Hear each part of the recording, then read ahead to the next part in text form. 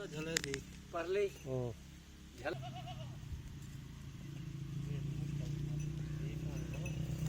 ਬੜਾ ਬੜਾ ਟਾਈਮ ਹੋ ਗਿਆ